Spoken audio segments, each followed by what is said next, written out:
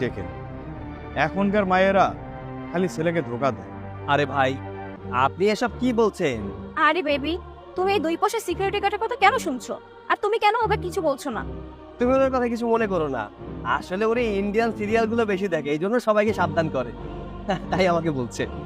Sir, আমি কিন্তু আপনার সাথে মজা করতেছি না। আপনি দেখেন, এই সম্পর্ক বেশি দিন টেকবে না। এই যে ম্যাডাম, উনি বেশি দিন আপনার সঙ্গে থাকবেন না।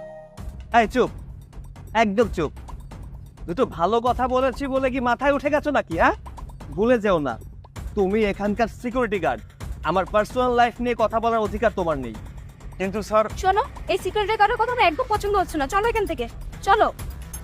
কি হলো দাঁড়ি? এখন তো সত্যি কথা বলো। আমি কি করলাম? তুমি আমাকে কেন মারছো? তুমি জানো না তুমি কি করেছো? তুমি এটাও জানো না উনি কে? বললাম তো,